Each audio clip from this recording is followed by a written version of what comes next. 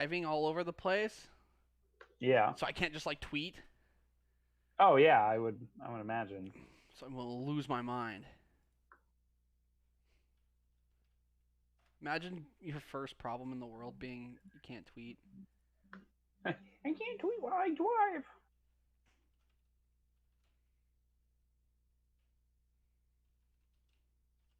Driving all over the place, Yeah. so I can't just like tweet. You can get you a smartwatch. Oh yeah, you could just yell into. Hey Siri! Siri, can you tweet out that I'm having cheeseburgers for lunch?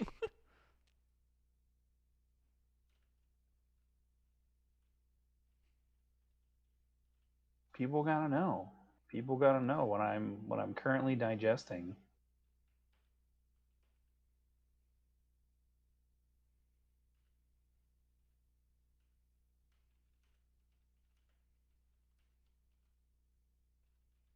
Oh man, I just saw it from a few hours ago. I didn't put it on the docket of topics for this week, but did you hear that Twitch Rivals is going to be doing a Marvel vs. Capcom 2 event?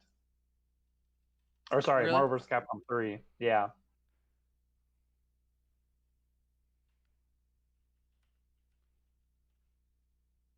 Super excited.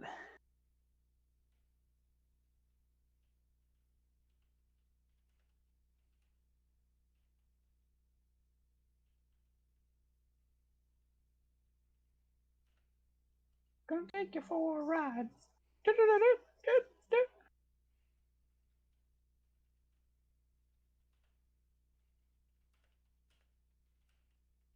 I said if you don't go to twitch.tv, if you don't go to our link right now, you will miss a Mohawkmike make a ton of good points talking about esports topics. Wow. Just me? Refresh will just yell at the wall.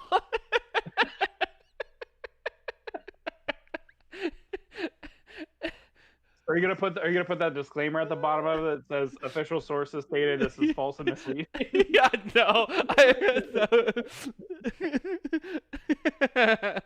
I hate that trend right now, dude. It makes me so mad. Someone tweeted, "Halo fans shouldn't be worried." That caption at the bottom, I was like, "Oh no." Like, here we Poor go, Halo Infinite, man. It's getting so beat up. It hasn't even. Dude, we got one gameplay video. The gameplay looked fine. But it's year 2020, and it's not in 8K. Yeah, but it runs at 120 frames. Right. You know how many your eyeball can actually recognize? Don't bring up this rumor, dude. I can recognize, dude.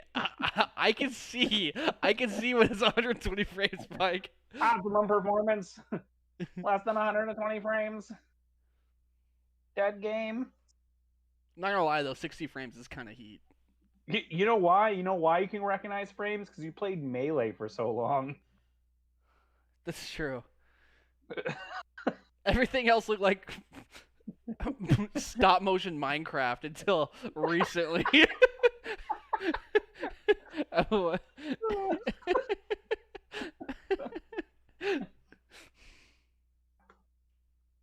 Oh, jeez.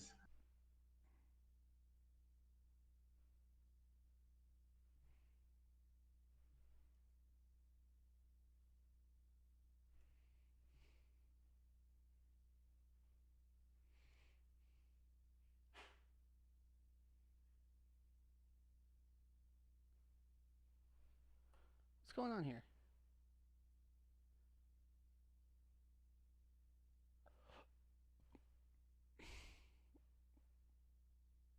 Dude, no shot that just happened.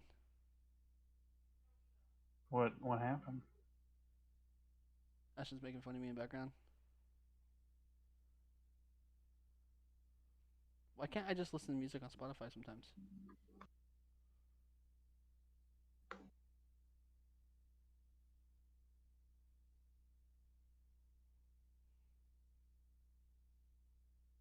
There it is.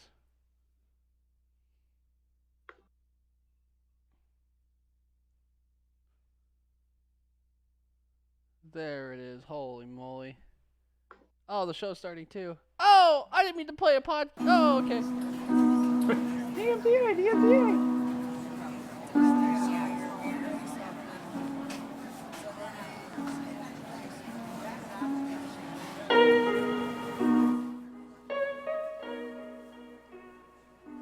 Oh, it's time.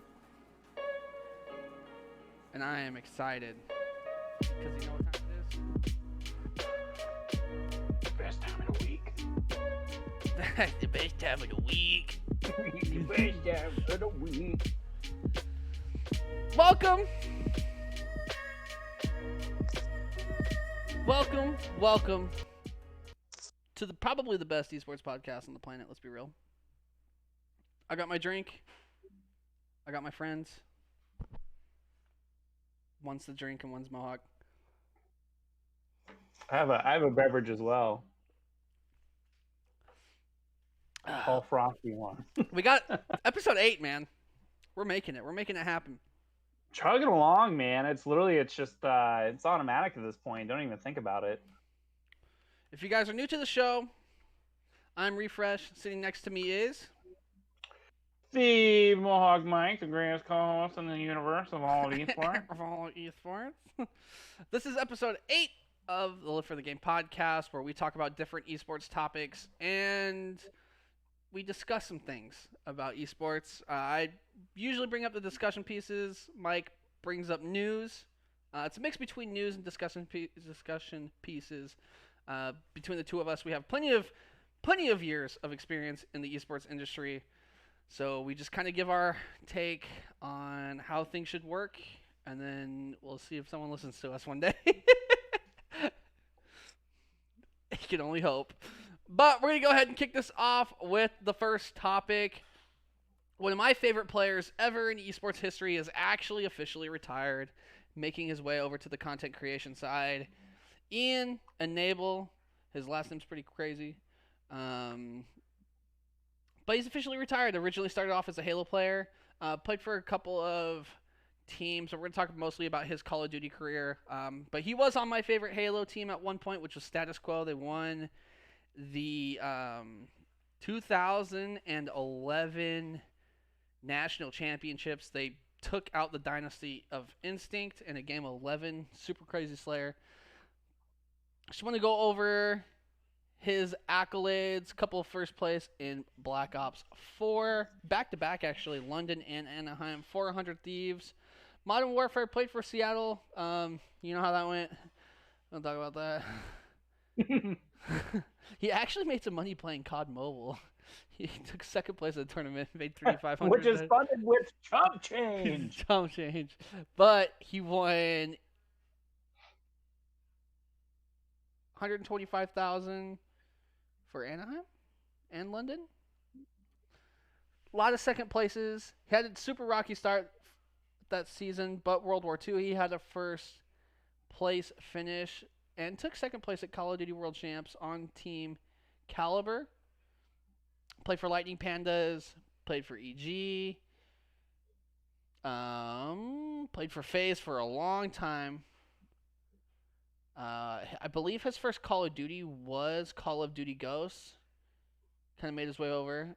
Oh, that's a lie. His first official Call of Duty tournament was in Black Ops 2, all the way back in 2013 on Status Quo with Enable, Flamesword, Snakebite, and it looks like they picked up some onliner.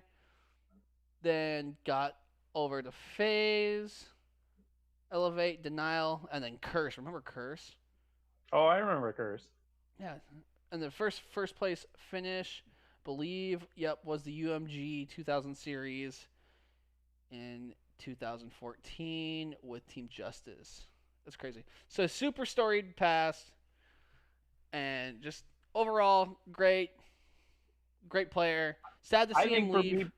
I think for me personally, one of the longest legacies, which a lot of newer players may not have ever experienced, was just how loud he was during LAN events, especially when they were playing right next to the other team. How yelling he could tilt, absolutely tilt his opponents.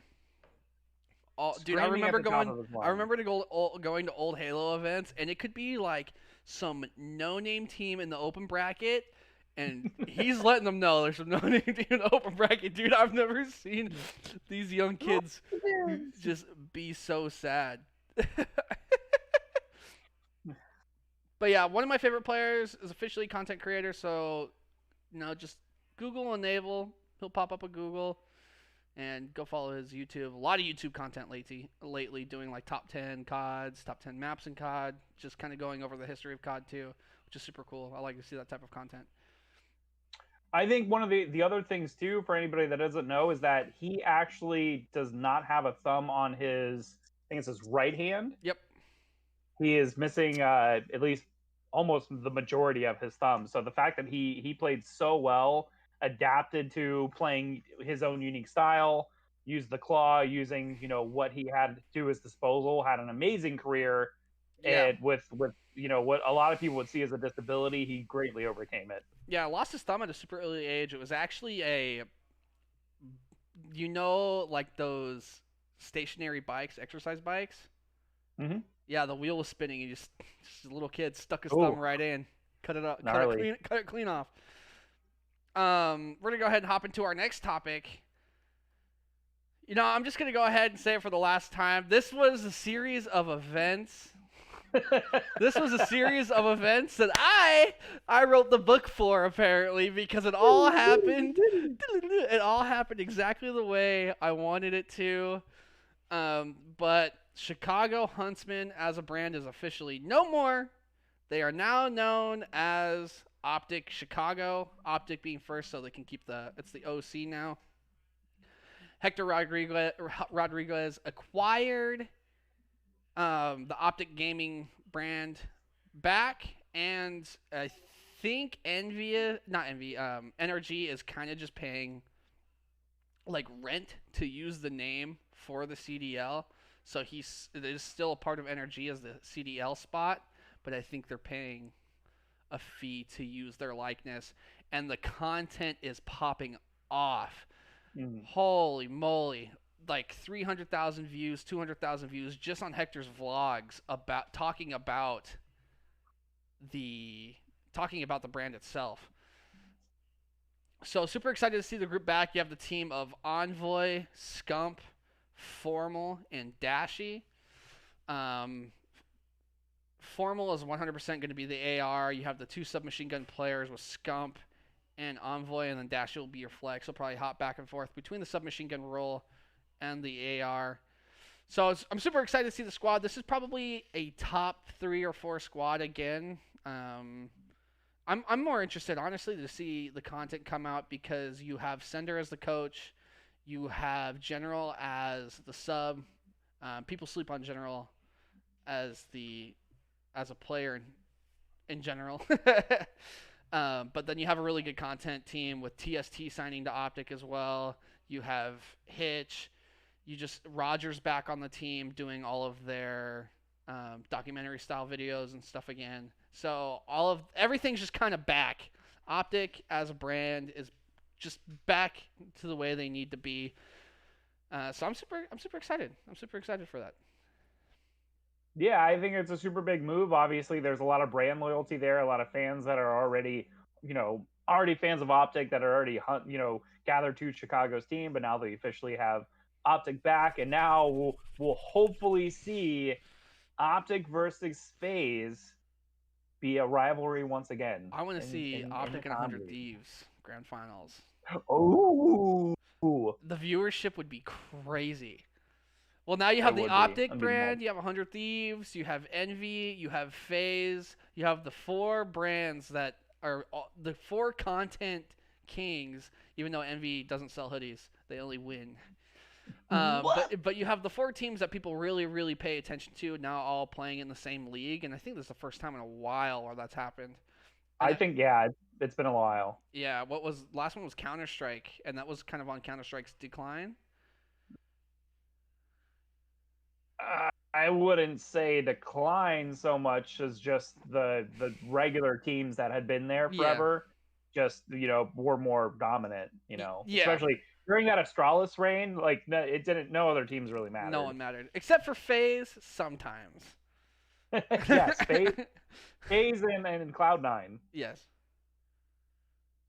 But we're gonna go ahead and hop Well, into this next topic. Speaking of, of teams, I wanted to mention. So this actually took place yesterday. But we mentioned last week that ESPN Esports, as in its current state, is defunct. Everyone's being let go at the end of the year. Jacob Wolf actually announced that he opted out of his contract prior to writing it out the rest of the year. One of the things that everybody was really looking forward to is what has become now a tradition within the League of Legends community is the free agency show that he helps produce. Dropping all the knowledge of teams that are playing. A lot of other communities we refer to as roster mania. yeah. But what's crazy about this is that we get word that ESPN Esports is shutting down.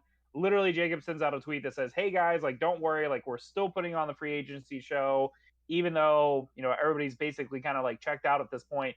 And then within a short span of time is like, "Hey guys, was just informed we're not going to produce the show. It's over." And then we have Evil Geniuses stepped in last second to help these guys produce this show, which was a super cool effort. The crazy thing about it is Evil Geniuses as a brand, not only did they help them produce the show, but they also brought their own sponsorship partners on board. So the show itself, the title sponsor was AT&T, but you also had Buffalo Wild Wings, you also had BMW, you had Razer, you had Motorola, you had all of these companies literally that are already within the wheelhouse of EG kind of help step forward and help produce the show. There were technical issues, and there was at one point where Twitch went down, or there was some kind of Twitch encoding error that day. Yeah, so it was kind of unfortunate there. I saw a lot of negativity online, but the fact that they literally produced this show in a very short amount of time, I thought it went very well. And additionally, like it had really good viewership. It hovered around 30K viewers, concurrent viewers. A lot good. of people in the chat engaging and stuff. And the crazy thing too was like after the stream was done, people still wanted more. People are still tweeting like crazy, like, "Hey, can you confirm is this player with this team? Can you confirm I heard this rumor?" Like, so just really cool to see Evil Geniuses as a team. No real conflict of interest. They wanted to host this for the community and help everybody get the show that they were so eager to see it. And then with ESPN Esports basically announcing like, "Hey, everything's shut down. We're gonna do the show, but then we're not gonna do the show." Still came together for everybody. I think a lot of people kind of overreacted about the whole esports going away from ESPN. A lot of people don't know ESPN as a whole had a massive amount of layoffs at that point. Yeah, it wasn't just the esports team. No, it was literally like hundreds of people. A huge section. Yeah. Yeah, it was hundreds of people, and the esports team happened to be a part of that. But I do appreciate Evil Geniuses coming in and making content like that. I know Towie is still working for Evil Geniuses, and he's done a really, really good job with content, especially with the Halo team back in the day. He did a lot of really good documentary style films. So I'm pretty sure he had a little bit of influence of like, "Hey, why don't we just produce it? Like, why don't we just make the content? Because what's gonna hurt? I mean, you provide incentive for your sponsors to be a part of it. A lot of people get their eyes on that, and then you, as far as a League of Legends fan, you're just like, "Oh yeah, Evil Genius is probably now your new favorite team because they're the only ones producing your content for you now." So good stuff. All right, Well, we moved from one team that did a very good thing for the community to another team we talked about last week in such good light. We talked about this team, and now this week a little bit of shade has been thrown. We're talking about Guild Esports. Again, this is a team that is backed by David Beckham as far as a bunch of other venture capital, has the potential to be a huge landmark team within esports. Their Valorant team competed this last week in the First Strike EU qualifying event and was actually disqualified from the event for using a boosting tactic in their match against G2. Whole lot of controversy with this. It's very similar to other situations we've seen before. But what's interesting with this is that the Guild actually released a response after this happened, and I'm literally quoting this. So it's Guild Esports have been informed today by Riot Games that the win against G2 Esports in the Valorant First Strike EU tournament qualifiers has been reversed due to what they felt was an exploitation of in-game bug to seek an advantage. You guys, I hope you're looking at the screen. I grabbed a screenshot of what this boost looks like. It's wild. We saw something similar to this in Counter-Strike previously with Olafmeister. That's still literally to this day has kind of like rang with everybody. It's a moment that nobody will forget. But this boost was crazy. We're literally talking about a turret on top of a wall, multiple players peeking through windows, blasting people with ARs, not sniping, blasting people with ARs. So not only did they have to respond and be like, yes, we were disqualified and we apologize, we're sorry that this happened, but now we have to really question what's going to be the integrity going forward. Like, obviously no other teams are going to use this boost, going to use this tactic. Maybe online players were doing it just to kind of experiment with it themselves. But the biggest thing is, we talked about last week, they literally are trying to form a Counter-Strike team, which everybody knows is going to be super stacked. They brought in Thorn to help consult. Yep. Well, there's already crossover from viewership and players from Valorant and Counter-Strike. Is this going to hinder them at all? No. It's going to do the exact opposite. It's going to be kind of like the Olaf boost. It's going to become a meme. People are going to be paying more attention to them because of it. I think this is, in their case, not necessarily bad PR. They just took advantage of something that was in the game, which is natural in competition. You're saying, yeah, you know what? This is in the game. Is it against the rules? Was it against the rules? I think it's more of a physics thing than it is an actual bug. Because it's the wall on top of a turret, right? So that's a physics issue with the game. That's like, it's a part of the game. And that's the thing with the Olafmeister boost was like, it's basically, you weren't really manipulating pixels, but it's like you kind of got into an area of the map that was never intended for a player to get to. Whereas this one is, hey, we're literally on this ledge and we're just, using these entities to boost higher. We're on this ledge, you allowed us to build. Yeah, exactly. Yeah, you're not breaking or glitching anything, but it definitely is a tactic that was very frowned upon. So, hopefully not only will Guild they'll benefit from this going forward, but then also too the competitive community already based around Valorant this is like kind of their first. I don't want to call it a controversy, but this is kind of the first call where something kind of major like this happened, especially with a potential big name competitor like this. Yeah, what I would have liked to have seen happen, because I do know they have an in-game pause feature for tournaments. I would have liked for this boost to have happened, and then the tournament admin pause the game after the round, be like, "Hey, no more." I don't like to see the win actually being reversed, because I feel like this was more of a creative move than it was actually breaking the game.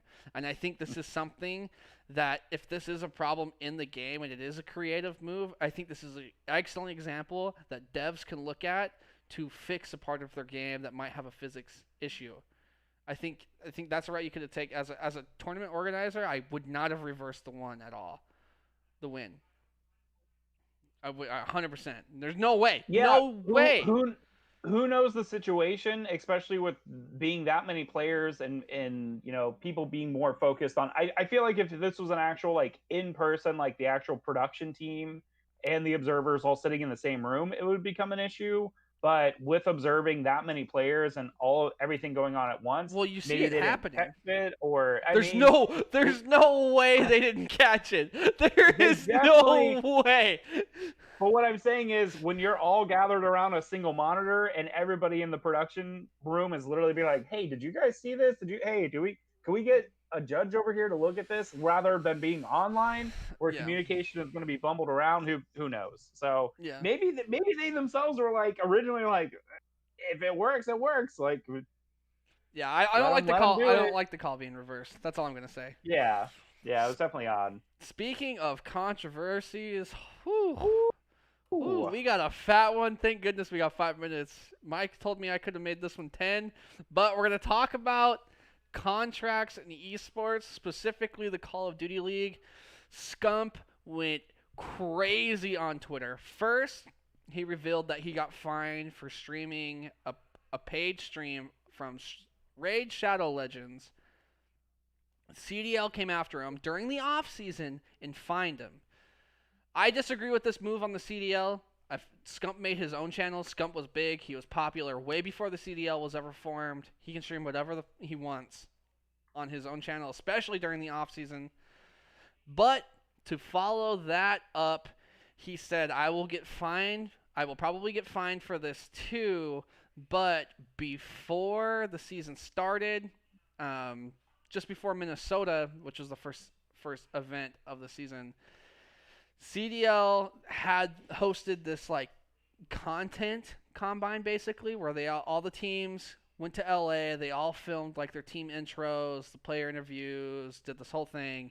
Apparently they also made players sign a contract without being able to consult a lawyer. They made them sign it in front of their face at that moment, and Scump was under the impression if he didn't sign it, he wouldn't be able to play in Minnesota. I feel like this is kind of shady business. Well, not kind of shady. This is shady business on the CDL part. I feel like if you're going to have player contracts like this, I feel like you need to send them out in advance, make the player aware that the contract needs to be reviewed and signed before a certain time period, and then you go from there. This blew up on Twitter, and Oh yeah, no other it's players major denied it. Zero other players denied it. And just one more jab that Scump threw up on Twitter is he was actually did a sponsor, an ad for Duracell with also giveaways for Xbox Game Pass, even though Call of Duty as an entity has a deal with Sony and PC companies. So I feel like he just kind of took that deal as a middle finger. But I feel contracts in esports kind of need to be able to be reviewed. A lawyer needs to be able to look at them because a lot of them for a lot of money, especially a contract like just a general player's contract. I'm pretty sure this contract was more about the rules and the guidelines of being able to be a part of the league and what you can do and can't do as a player. And I feel like a topic like that would spark a lot of questions, and I feel like they didn't give time for those questions to be answered. I don't know if it was just like, oh, well, we threw this league together, and yeah, signing a player contract super normal for leagues. Just come sign your contract while we're here in LA. I don't think maybe it was as ill-intended as Scump made it out to be. I'm kind of playing devil's advocate there. I don't feel like the CDL was looking to screw these players, but I don't get why they didn't have time to sign it or they didn't know about this contract before. Yeah, I think the biggest issue I have with this, and again, we're taking it all at, you have to take it at face value. It's literally we're reading a tweet, and we're talking about a time period that was, what was that, 6-7 months ago, maybe even longer, almost a year ago. The biggest thing for me is where were the teams involved with this? If the players were being forced to sign a contract that limits their ability as far as being content creators and streaming and any kind of possible NDA or non-slander agreement or however what was included in this, where were the teams? These teams have paid millions of dollars to have a spot within this league. They literally have an entire structure that's based around these players and competing in this league. If the players were asked to sign a contract, shouldn't the teams, that should have been a major responsibility on their end. Additionally, the other thing that we have to look at too, we're talking about a league that literally has former traditional sports professionals help with the foundation and the running and organizing of these leagues. We're talking about representatives from the NFL that came over. So any of these contracts that are, forcing players, I understand to a certain extent wanting to kind of, if somebody plays Call of Duty, you don't want them on their Twitch stream playing another game that would be a competitor. But like Raid Shadow Legends is not a competitor at all to an FPS game. You say that, and this is the point this is the point I was kind of starting to get to at the end.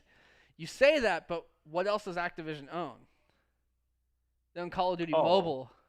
Yeah, they own a plethora of other stuff within But the it's wheelhouse. called. They do own a mobile game. Yeah. So there is a conflict of interest there. But I feel like on someone's personal stream, I don't feel like as a player you can go to a CDL broadcast and talk about Raid Shadow Legends because you're getting paid for it. But on your personal stream and your personal YouTube channel, it's your shit. Do whatever you want. Like, obviously with certain guidelines, I mean, even then, that's such a fine line of who actually owns your content. Do you sign away your rights for your content when you sign a CDL contract? That's the real question.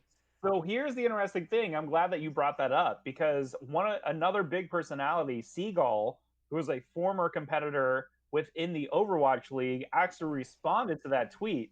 And he specifically said, COD players aren't the only ones on this.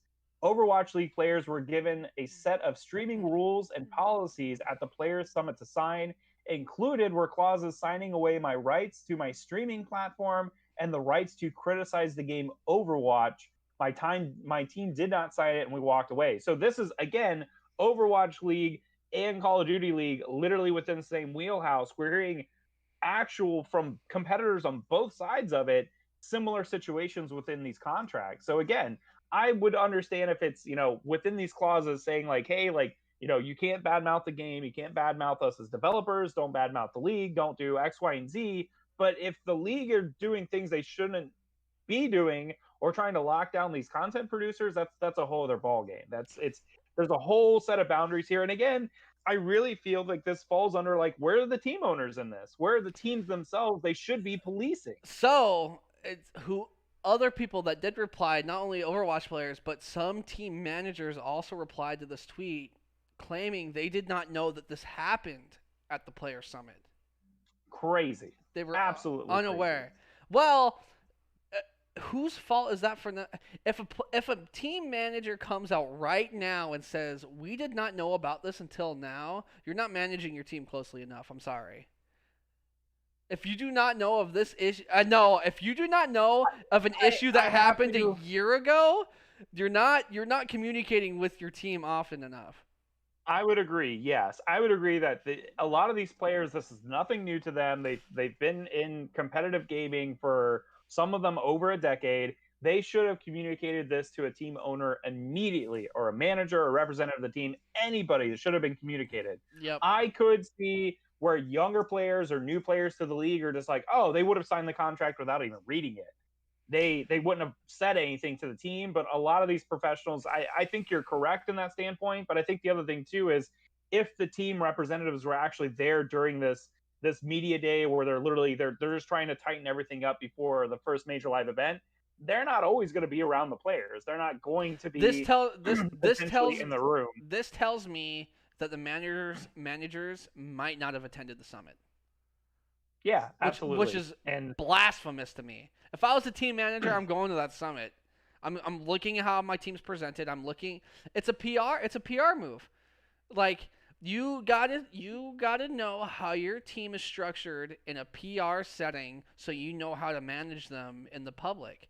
And so if you're a team manager and you're not going to some of these summit events for these teams and they're signing contracts, if you're a team manager and your players are signing contracts to be a part of a league and you're not there and you're unaware of the issues that are happening with player contracts, you're not managing your team. Yep. That's not what you're doing. Absolutely. And I will say one of these managers was from Seattle, and that pisses me off. It's pissing me off. I'm getting mad again. This is the second week in a row where I'm mad. All right, we could go on for this topic for a year, but I'm just gonna end it here. I think that was about 10 minutes anyway. And I'm fine. I'll allow it. I'll allow the overtime. We'll allow the overtime, but that's good because it's basically overtime. Overtime because the talk of this has led to the talk of a possible players union in the CDL, which could have happened the first year, but 59 of the 60 players were joining the union, and do you know who the one player was that didn't join the union was? It happened to be Scump. And so Crim6 replied to Scum's tweet about the player contract saying, "This is irony at its finest, blah, blah, blah." Scum immediately replied, "I am in. I'm already talking to Clayster." So this makes me think that Clayster is going to be the head of this players union for the CDL. We have on screen the logo of the players union for Counter-Strike. I think the players union is beneficial overall, but could potentially be dangerous to any esport, especially because the difference between an esport and a traditional sport is the NFL doesn't own the sport football. They don't. You can buy a football, you can go out, you can organize anything you want, and you can play football. This is the reason for the XFL and a bunch of other smaller leagues that pop up throughout history. But now we have this form of sporting that is actually owned. The entity, the game that we are playing is owned by a corporation. So my biggest fear is how much pull and how much leverage do the players actually have in this union? Are they going to try to go a little bit overboard and make actual changes to the game? Like what I hope it's more of how players are treated rather than, because there's a couple of players in the CDL. I'm not going to say any names. You know who you are. You're probably not watching this, but if this ever gets out, you know who you are. You want to change the game so much that it doesn't make sense. You just change it. We're going to talk about this next week. There's a little teaser for next week, but there's already talks about GAs in Call of Duty Cold War, and I'm freaking out because last year was a mess for GAs. So my biggest concern is how much pull and how much leverage are these players going to actually have over the game, and what's going to be the breaking point of these developers being like, okay, yeah, no, screw it, we're not doing the league then. And because that's something that Activision can do with Call of Duty. They don't, trust me, they make a lot of money off of the CDL, but not nearly as much money as they made off of Warzone this last year. And they can take a little bit of a hit in PR. I think the biggest thing that's going to not piss off Activision is you do actually have these billionaires and these team owners of traditional sports actually involved in the game and invest in the game now, and those are people you don't want to piss off. You can piss off players, especially a lot of them now. They don't have a huge influence. Just reading chat, they'll never have leverage until they can bring in monetary value.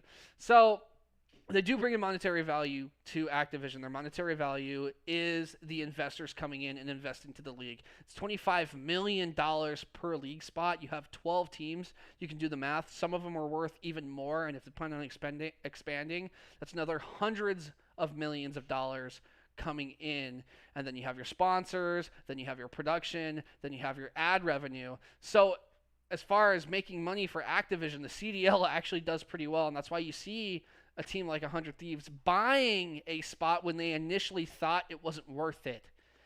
So, Union, I think, is overall going to be good. I think all the players are officially on board. I hope the players get treated correctly. I feel like this contract thing that happened should have never have happened. I'd like to see. I'm just kind of interested. I don't want to talk too much about it because we don't know what actually it's going to affect, whether it's going to be the game as far as a competitive standpoint, making GA the actual rule set, or just being like, hey, treat us better, we're going to have our lawyers involved. Union's a very complicated thing. Union's not a simple thing where the players get together and they say no. They have to have lawyers involved. It's wild.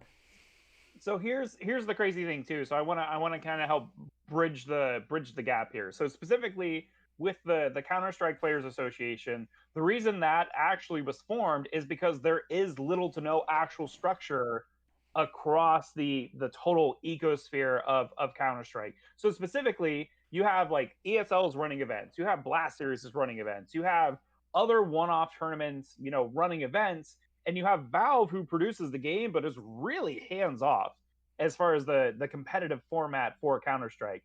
This is a different situation because this is an actual league where the developer owns the game, also owns the league.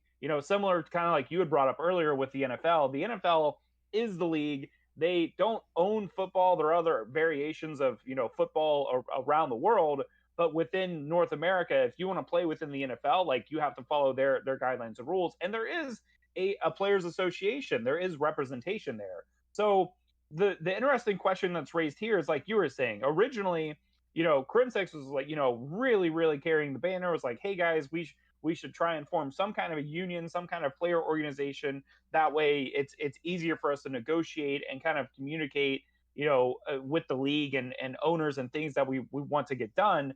But what's to say that Call of Duty with their actual league, that they can just be like, you know what, Scump, we didn't appreciate you. You breach of contract, all of this slander. You're not allowed to play in our league anymore. That's the difference. There's an abundance of players that will gladly take one of those spots. And the difference we're dealing with here is the difference between Counter-Strike and other leagues that we've seen before is that they're not actually owned by the developer and the league is one entity. So the fact that players can be banned, players, they can boycott, they can actually sit out and say they don't want to play. Team owners, if the team owners were to take a stance, I think there could be more leverage there. But the formation of an actual league is going to take the formation for an actual union is going to take so much legwork. Who's going to be representative? Like you were saying, regarding the actual legal matters, what actual lawyers are they going to get? That's the crazy thing too. We literally live in an ecosphere now where we actually have esports lawyers. I'm good friends with Alfred David from the fighting game community. His real life occupation is he is a lawyer. He's told me on multiple occasions how many players come to him and say like, hey, can you look at this contract? Literally is just a service. That's something that just started. How many players, we've heard these horror stories of signing these contracts that are just either one, bogus, or two, have clauses like we were talking about that are just completely unfair. But the thing is, they sign them because they feel like they have no other course of action. So right. I'm interested in seeing if Call of Duty League, anybody from the league could wake up tomorrow and be like, you know what, Scump, you're out of here. We don't like it. We don't appreciate it. We're terminating your contracts, and we'll see you in court. If you want to bring any kind of legal response against us. But you know what? It's our league. These are our rules. If you don't agree to it, you shouldn't have signed up, and you can get out. That's a dangerous line they'll be pulling, because in the world that we live in right now, influencers can 100% determine how successful your entity is going to be. He's got over 2 million followers on If Scump Twitter leaves alone. the CDL right now, I guarantee you 10% of the viewership's gone, if not more. They're gone. 10%, I believe that 100%. Optic doesn't want to lose Scump. CDL doesn't want to lose Scump. I feel like him being a part of this player union is actually a pretty big deal. I feel like Scump as a player, for him to be the one player this last year that didn't join the union and the union not forming, shows the weight that Scump actually has in Call of Duty as a whole. I just want to touch on what Chris is saying in chat right now. Said 50 million play the game, 155,000 watch CDL. That's a bad percentage. That's not a bad percentage at all. At all. I feel 155,000 people watching anything with ads is a huge bonus for ad revenue, whether it being your channel and then you have your sponsors get involved. There's a lot more wheels turning in there than your actual percentage of 50 million to 155K people watching. How much lifespan? I mean, and then touch on this. How much lifespan does one player have? Clayster's been around since Modern Warfare 2. That's 10 years. That's about 10 years of gameplay you have out of a lifespan. And as far as any sport goes, 10 years in any sport is a long career. I feel like right now you have to look at keeping your players happy that have your following, keeping your players happy that have been in the scene forever. Scump, it's not like Scump doesn't know what he's talking about. It's not that Clayster doesn't know what he's talking about. And these are all 60 of these players want to be a part of this union because they recognize there's an issue with esports leagues in general. Because the core issue here is not that they've had a bad contract. The core issue here is that they got a contract handed in front of them, and no one said, hey, I'm going to take this to my lawyer to let him look at it. I didn't give him the option for that. The core issue here is they handed a contract in front of you and said sign it. Not here's the contract, go review, come back with any complaints, like how it normally works. How it normally works is you receive a contract, you have your lawyer look at it, and I think this right here is 100% the base of my argument of if you need to be 18 years or older to sign an esports contract, because if this is happening to a man, a grown ass man that's 27, 26 years old, imagine what's going on if someone signs a contract when they're 15 or 16. They're gonna, okay. They're just gonna say okay, and they're gonna have their mom sign it. Like, I think I do have I do one more thing that I want to add on this before we jump on to the next one. Mhm. The next topic is that specifically, so a few years back there was I think it was like 2017 actually. There was an organization that was being started up primarily by Snoopy, former League of Legends fame, called the Esports Players Resource Center. And basically the whole point of that was it was a bunch of industry veterans and lawyers, medical doctors, people basically coming together. We were all going to volunteer our time to help players specifically in situations like this. Mhm. The crazy thing is their entire goal, they had a whole interview process and all of these people that were basically lining up to help and give advice, whether it be on contracts or branding or marketing or whatever it was, anything that players had a situation with, they could come to this organization, this Players Resource Center. It would all be free and upfront, all pro bono, everybody providing their services to help grow the scene. Their specific target area they wanted to work on first and foremost was League of Legends. I signed up, went through the interview process, got accepted. I was going to be a mentor, which I've already done on as my own on the side. I've been mentoring tons of players and anybody that I can help out. We had one meeting. We had basically they were setting up the organization. And then I don't know specifically what happened, but to my knowledge, League of Legends basically reached out and said, hey, you know what, guys? Don't worry about it. And then the entire thing just dropped completely. I had other people that were part of that organization that were in that meeting that I've had conversations with behind closed doors. Are like, did you ever get any word? Like, what happened with this? And it just dropped out of nowhere. That's the power these leagues have. Yeah. Literally, any of these players or organizations that are talking about potentially unionizing or trying to help benefit players, a lot of them are being spooked off specifically by the league themselves or the developers, and it's just this crazy secular situation we have that the league at the end of the day, they're going to do what they want to do, and if the players don't agree with it, then they're not going to play. They're going to have to go somewhere else. The craziest thing of it all to think about is that the league would not exist. In this case, the league would not exist, period, without the players. Period. Where was Activision back in Black Ops 2? What were they doing to help support the scene in Black Ops 2? Right, but the thing with that is, as Chris of Coin said in chat, there's 50 million players playing this game. Right, but the players made the esport. The players made the esport lucrative enough for the developer with 50 million players to go, okay, let's form a league. It's beneficial. The players made that. So for them not to protect the players is crazy. That's craziness to me. Right, but at the same thing, we've already seen this. We've had this conversation ourselves personally. Look at what happened with Halo. You don't think that like MLG and competitive Halo back in the day helped drive sales and the longevity of those games, and then they literally dropped it. There was no like once Reach happened, everything just dropped. I just don't. I don't know. I think the thing is you're making my point. You're making my point. You said the league dropped it. There was no esport, and then no one bought Halo. People stopped playing Halo. The competitive scene. Halo's the perfect case of the competitive scene holding Halo up. Once the competitive scene stopped, Halo sales, Halo players retention, Halo viewership gone. As soon as the competitive scene left, everyone lost their interest. When everyone complains about skill-based matchmaking because they try their butts off. Said how many people don't know about Scump? I guarantee you half of that 50 million people know about Scump, and just look at his Twitter following and his sub count on YouTube, and that proves my point. So many people know about these players. The competitive scene propels your game. How many people would be playing League of Legends without the competitive scene? How many people would be playing Counter-Strike without competitive? It's a competitive game. The players make the league, and then in this case, the league was so good that the developer was like, "Let's get onto it. Let's get it's so lucrative. We're gonna hop on board and we're gonna buy into this thing." But then for them to turn around and then treat their players poorly, that made their competitive scene even an option, is craziness to me. It's craziness.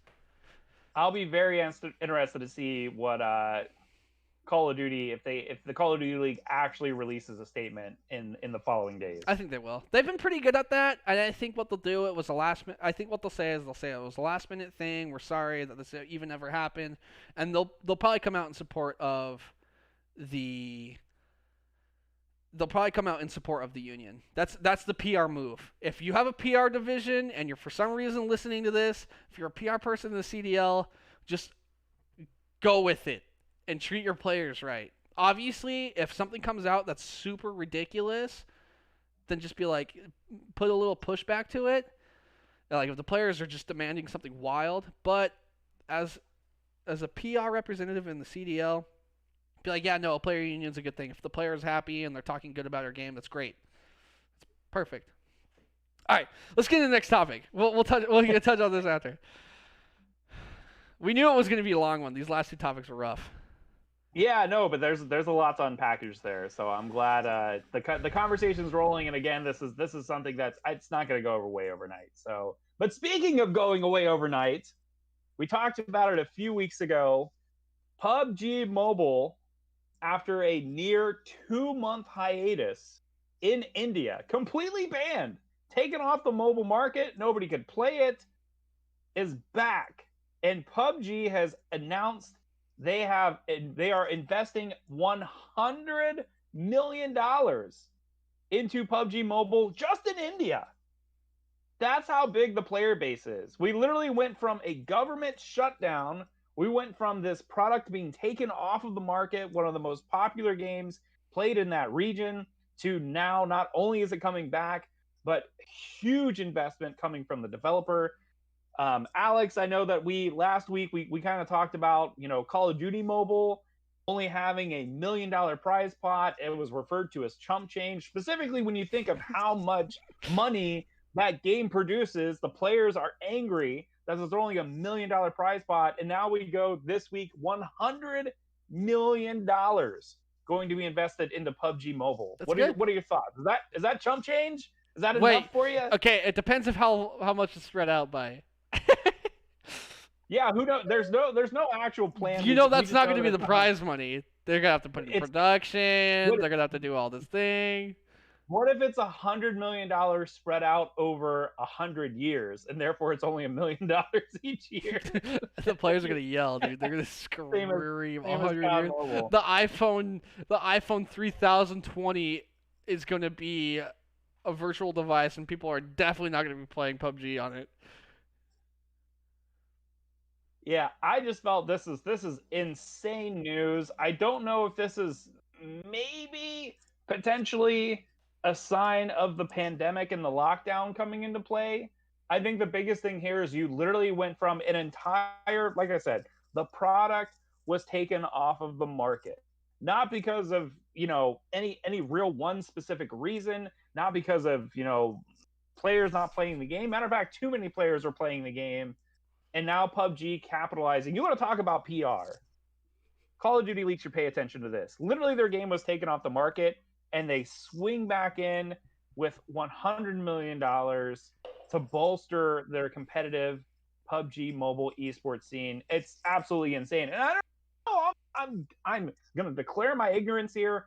I know that PUBG had a competitive PC league. I don't even know if that exists anymore. I'm sure there are still tons of PUBG tournaments, but not to the scale that we actually saw before. So I'm slightly intrigued by this. Mobile must be doing so much better for PUBG than traditional console or PC. So I'm very interested to see the way this plays out, specifically with the player base. You literally had something that was taken away from them, that now is back, and it's going to be even bigger than it was before. Yeah, I think this is super interesting. I paid attention to the PUBG PC League a while ago because a couple of esports teams that I was interested had investment into it. They kind of just had a lack of viewership, and the esport was super hard to watch. I feel like battle royales have. I feel like even Fortnite kind of has this issue where it's super slow, and then the last three circles are just hard to keep track of because it's craziness. Um, I feel like Fortnite had that issue, and I feel like that's why Fortnite had a. They made so much money that no matter how much money they put into their competitive scene, they did it just to support, which is the ultimate PR move, but I know they lost a ton of money because their viewership started to go down and down and down. The World Cup happened, it spiked, and then it went down and down again, and we haven't had a second World Cup since. I'm interested to see kind of how they go with the PUBG mobile route. Again, the battle royale style of esport is super hard to follow. I feel like the only one that sometimes gets close, and this isn't my bias coming in, but I think it's because of the pacing of the game. I think it might be Call of Duty or even Apex does a pretty good job because the gunfights are a little bit more predictable. But with PUBG and Fortnite, you have with Fortnite especially, you have the building that kind of gets in the way of some of these gunfights. And PUBG, it's the grass. What else? It's the grass. Like the grass is the competitive ultimate nightmare, man. But Blame it on the grass. dude, it's the grass. But but I am super interested to see how they use their investment of the $100 million, whether how much it is going to put towards prize pool, what they're going to do with their production of it, or how they're going to support it as far as the infrastructure of like the staff they hire on. Because people see $100 million, it's like, oh, the prize pools are going to be super big. That's not necessarily true. You saw Right. It's gonna have to last them a certain amount of time, and they're gonna need staff. They're gonna need all these different things that $100 million might barely cover. So we'll see. We'll see what the actual pricing of the tournaments are.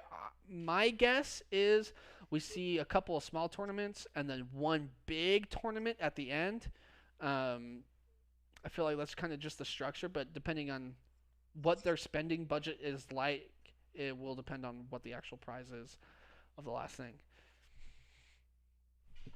Yeah, Yeah. something like that. Something like that. All right, let's get into it. You got another topic for me, dude. You got some. Yeah, bangers. this is another crazy one because I'm not sure how many people I'm sure within the gaming sphere have heard about this more recent news, but I'm not sure they actually know the huge impact of it. So Capcom has announced that they actually had a security breach that potentially affected over 350,000 users. Now, I have a little more inside information on this just from regularly working within the fighting game community and kind of knowing a little more inside information. One of the things with this, everybody's talking about, this actually happened quite some time ago. People are only catching wind of it now because Capcom officially came forward to say it. But this was a ransomware attack in which a lot of their data was actually already prioritized. And instead of actually paying the ransom and trying to get this data back, they tried to mitigate the information to another server, and then unfortunately it just everything got compromised. So originally they were saying that it was an estimated maybe 90 gigs worth of information that was going to be prioritized and leaked without through this ransom attack. But now we're finding out it's actually more. It's over. We're talking about terabytes. We're talking about terabytes worth of information, everything including game source code, marketing material for upcoming games, other previous emails, and things like that. And the main reason I wanted to bring this up is that some of the entities that are affected with this are actually from the Capcom Pro Tour and Street Fighter League. So players who have been awarded prize money from playing Street Fighter specifically, that's the topic I want to cover. If they signed a W-9, if they signed any kind of tax document to actually receive their winnings or received a 1099, that information has been breached. We don't know the extent of what it all covers. We don't know how many people have actually been affected by this, but all of that information is out there now.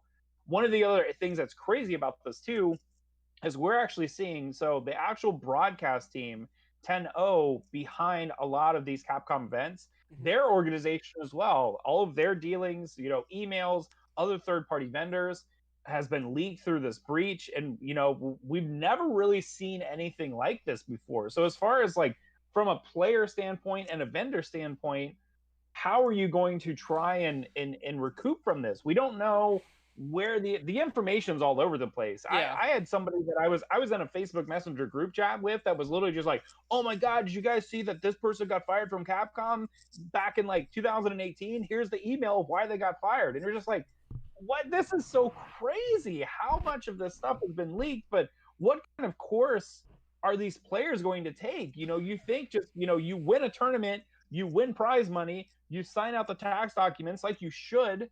It's not some shady under the table business. Everything is documented, but now your information, any of your social security number, addresses, anything like that is now out there in the public. I have no idea how Capcom is going to react to this and help. There's a bigger issue here, obviously, than just Street Fighter players, but we've never seen. Think about like we were just talking. Like think about like a Call of Duty League releasing, accidentally having all this. Could you imagine Scump's address getting released out, dude? He would have a mob. Right. He would have to move. Yeah. No. So I have no idea what kind of recourse any of these players or companies, vendors, any of these entities are going to have, but this is just mind-boggling to me. I can't even begin to fathom what kind of effort Capcom is going to have to put in to try and reconcile this with all these people. This is a lawsuit waiting to happen. This is the perfect storm for a lawsuit. Could you imagine someone's address? Well, not imagine, because someone's address has been leaked of a main player, a popular player, someone going to that address, vandalizing or doing anything to remotely even cause any danger to this player. That player could have cause and reason to file a lawsuit against Capcom for losing that information. There's a difference between selling and losing. I feel like Capcom's backup plan for this would be like, oh, we're in the middle of a transaction for selling information. Didn't you know when you signed this contract, you probably agreed, because there probably is a clause in some of these contracts to agree to sell some information, because that's how some companies make money these days. That's not out of the realm of possibility. But if that clause is not in there and they can't back themselves up, I can see a lawsuit happening because of something like this. And this is a PR nightmare. Everyone at Capcom is losing their mind. There is no shot of recovering from this. As a PR agent, you have to be just being like, how I'd be applying to other places. I'd be looking to leave, but we'll see what Capcom actually says. So they haven't said anything. Not to my knowledge, nothing that I've seen.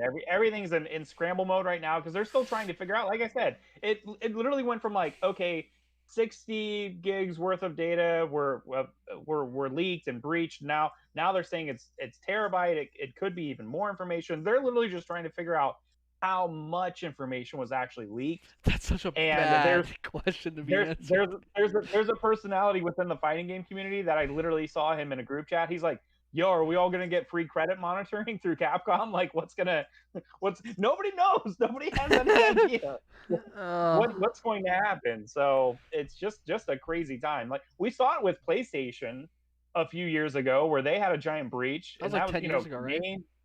Names, addresses, credit card information. When it's a company like that, they're still around. But there was lawsuits that were filed. Oh yeah, and people are they lost millions and millions of dollars over that. Right, but that's something that's the PlayStation 5. But that's something to get a PlayStation 5. But that's something Sony can afford to lose. Right. They can monetarily afford to lose millions and millions of dollars. I don't know the position of Capcom, especially with the Capcom Cup not really being able to happen. like it's still going on. Obviously, they've been doing a good job with their online presence, but a lot people don't realize a lot of what Capcom sells and makes is stuff that happens in person events, and I'm pretty sure they've definitely been affected by COVID. So I don't know if they can lose and afford to lose a lawsuit, or multiple lawsuits. It's not good, man. Not it's I think it's different.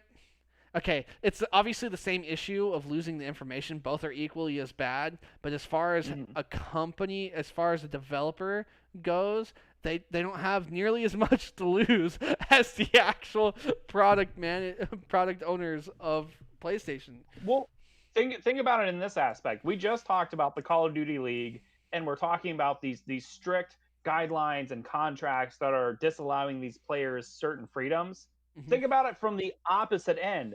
Now you have an entire league, the Street Fighter League. All of those players, if they wanted to, could just walk out right now. I don't know that they're going to, but they could just walk out right now and be like, you know what? All of our information, we're grateful for the opportunity, but you know what? You guys screwed us over. It's irreparable what happened. We're not going to compete anymore because now we have to situate our lives. Literally all of our information, we have to resituate ourselves. I don't care how much money is going to be coming at the end of this league. It's not worth it. I have to reset myself now. That's ridiculous. All right, well, let's hop into some of the upcoming events. I'll let you go first as usual.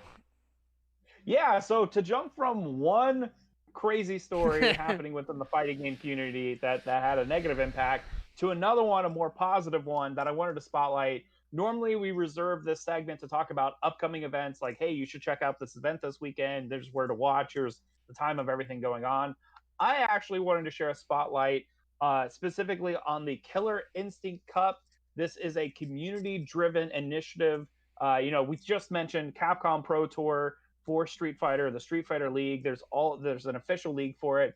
The Killer Instinct Cup was an organization that was put on primarily by the community. Brandon Alexander, who is been a longtime fan of the series, helped put this structure together. The community raised money. They put their own tournament series together and grand finals, and they have announced that it'll be coming back for 2021. First and foremost, I absolutely love to see this happen because the community is banding together. They're already excited. They're playing. There's going to be a series of online tournaments. There's going to be a $10,000 prize pot that's spread amongst the year-long tour.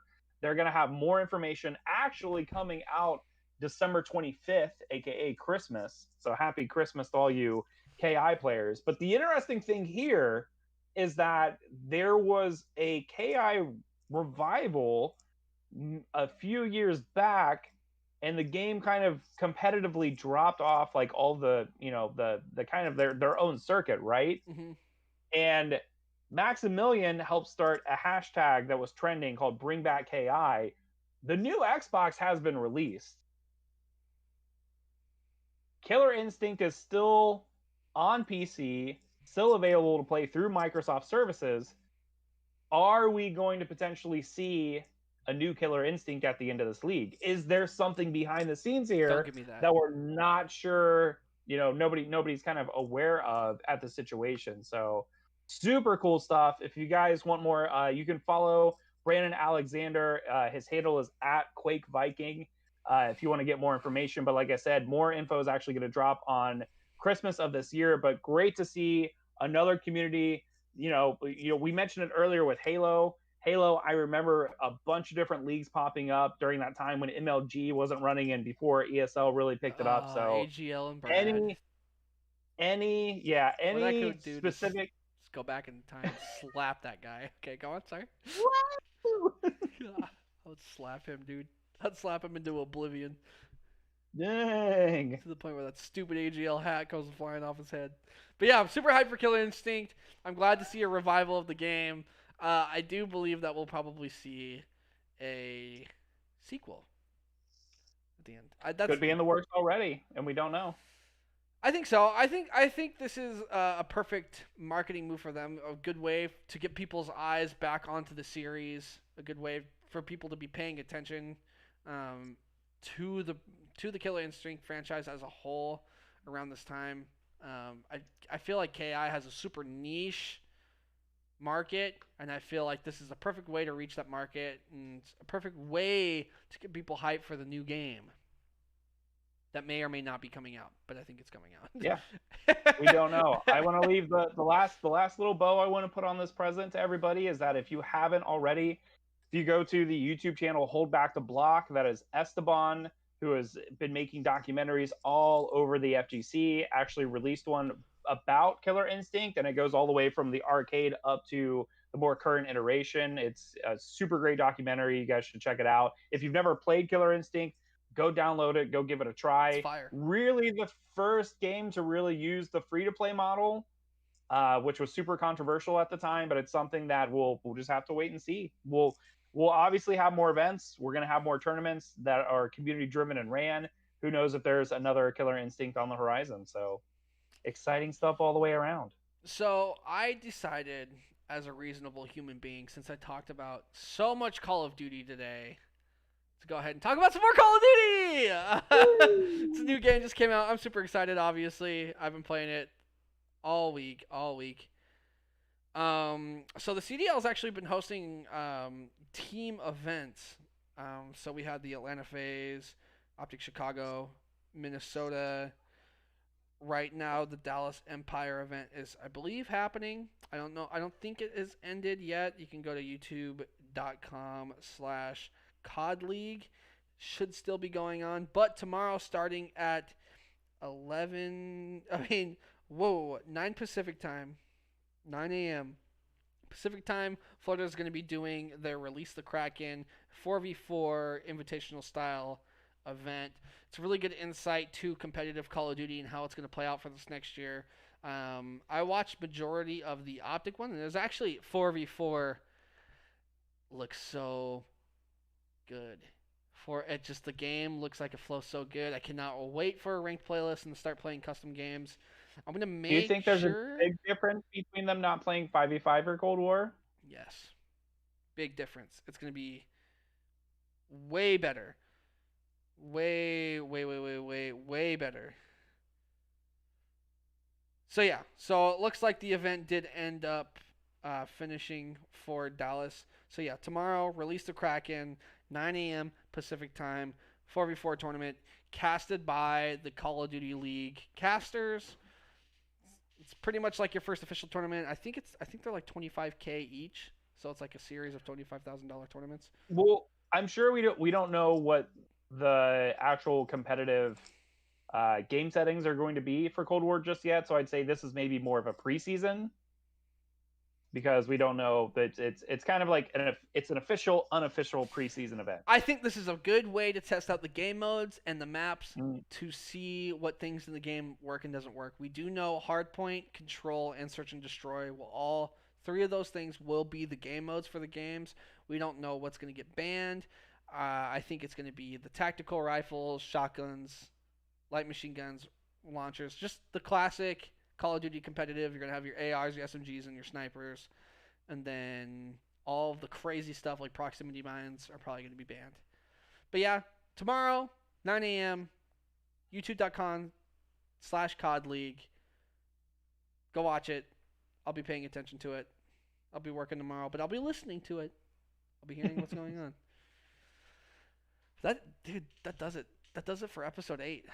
Do we got any questions in the chat real fast? We're going to answer some questions before we go. Is there anything that you wanted to end the night on?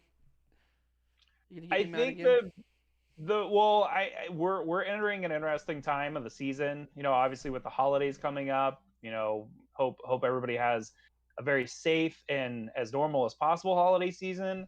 But just because it's the holidays doesn't mean that esports is slowing down at all. Like, I know that when we first started talking about doing this show and like coming up with weekly topics and, you know, having the format and everything, it's like literally there is no shortage. There's drama on drama on drama. Absolutely. You did the entire episode only covering the Call of Duty scene, and it literally was all warranted. What do you mean by what's happening in Vegas? Evaluate that question. By the way, thank you so much, Chris, for being active in the chat, asking some good I questions. am 90% sure, without actually looking anything up, that Chris of Coins in the chat is actually Chris Lepore, who owned to my knowledge, what was the first barcade within Las Vegas called Insert Sick. Coins.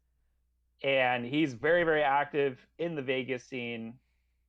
If you guys don't already, follow him on Twitter and everything else like that. So Vegas, I lived in Vegas for 5 years.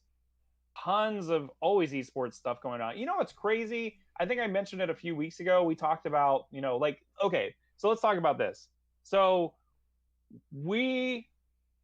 as far as we know right now, Call of Duty League will not be instituting their own bubble for the next season of the Call of Duty Pro League. Totally got rid of And one topic. one of the spaces they were talking about was Vegas. That was never going to happen. That was never going to happen because 60% of these players already had lived in Texas. There's no shot it was going to be Vegas. But there, within Las Vegas, there is an abundance of housing. There's an abundance of hotel rooms. There's an abundance of venue space, convention halls where they could easily, literally turnkey solution to have their bubble, to have their activation. And H1Z1 Pro League, we were talking about early Battle Royale, actually had their own dedicated league that was based in Vegas. There are tons of spaces and organizations there. It's always crazy to see. I think the other crazy thing too right now that a lot of people look to within Vegas, but there's more so happening all over the place, is more legitimate esports betting. Yeah, legitimate esports betting is it's a field I'm even interested in. I've been filling out brackets since I was a tiny child, and I'm at a certain percent to where I would be confident enough if there was a legitimate esports betting, I would hop on board. I'd risk it all, baby. I like how you use the word legitimate. Yeah. If there was legitimate esports betting. Yes, legitimate esports betting. Because I don't do that illegitimate esports. Do you think I'm gonna lose my reputation to illegitimate esports betting? Nah, no way, no way. Here's the interesting thing with that is there were two instances when I was in Vegas that they actually at the sports book, legitimate betting institutions. The first instance I saw was you could bet on the League of Legends World Championships, and the other instance was when DreamHack hosted their Counter-Strike event, which was somewhat of a flop. They actually had, before any of the rounds started, any of the group stages, that you could actually bet on teams that you thought were going to win. I personally did not bet. I didn't have any kind of interest in betting, at least at that time. I gave a friend of mine, another local, some tips as far as which teams I thought were going to win, and he ended up actually walking away with a few $100s from the bets that he made. So there's huge potential there. Obviously, the bets in Melee would be so good. It already happened. That's the thing. I know it happens in the crowd, but legitimate bets would be so good, just because the vibe of Melee and like certain FGC events is so UFC feeling that everyone just gets rowdy and stupid, and if there's money on the line, it's all going to mean way more than it should, and people are going to get crazy in the crowd. Yeah, I feel like if you were definitely to set up something that's more of show matches than an actual elimination bracket format, then I think it would be a lot more digestible. As far as, even people who aren't traditionally into watching any kind of competitive gaming, it'd be easier for them to transition. Or at least hold it till top 8. Yeah, that's true. You can hold it till if you play Friday through Saturday ends with top 8, and then literally you open bets from, Saturday night, midnight to Sunday morning. Yeah, yep. Yeah, but the problem too with Melee is you don't know who's in top 8 until 1 a.m. anyway. Mango's going to be top 8. You know that H-Box is going to be top 8. You know that you usually know, you can predict the top 3 No, but easily. you don't predict, you don't bet on the matches till top 8. But that's what I'm saying. Melee, I think, is a little too predictable. That's true. I just think the crowd behind Melee would get behind something like that. Maybe more so than some other esports, just because of their nature of being wild and and uncontrollable. you also had you had Unicorn, which was kind of trying to do the same thing. Yeah. Unicorn was more of like, hey, like this isn't like cash, but then they came out with Unicoin, which was their cryptocurrency. You also had FGC Coin. Also attempted. I worked 2 events for them where they had their own cryptocurrency where people were, basically the whole premise was like, okay, it's a cryptocurrency that you can also do money matches with. Yeah. So who knows? We'll see what the future holds. But I really feel like, especially with leagues like Call of Duty League, like with Street Fighter League, like with Overwatch League, like with legitimate organizations that aren't one-time like one-off events, we're going to see a lot more betting. I agree. All right. Well, do you know what time it is? Time to go Betty bye. It is time to go For Betty. me. Yeah, for me For too. me at least. But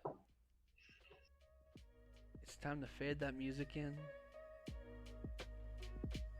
Pull my mic up real close. Let you guys know I had a real good time.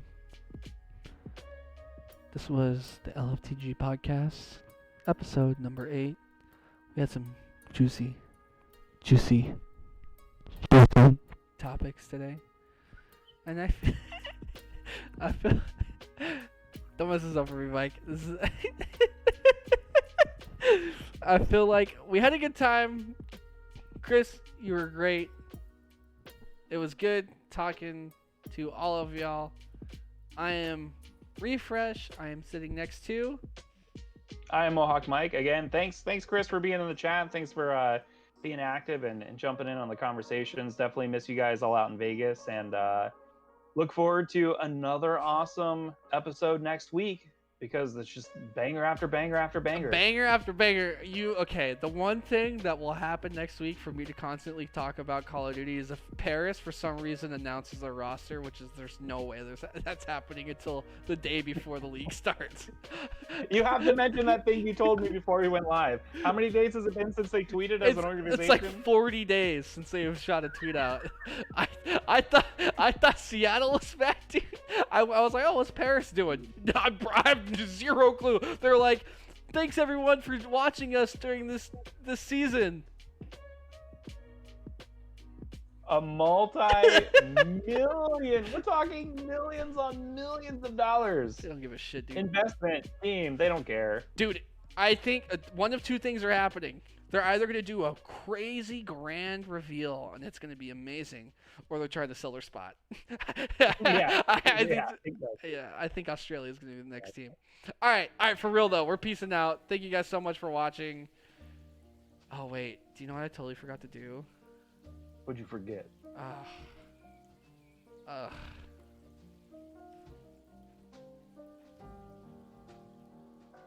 forgot to type. Waiting.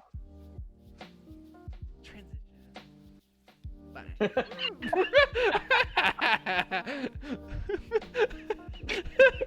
Bye. Bye-bye Okay, now. bye. Bye-bye now.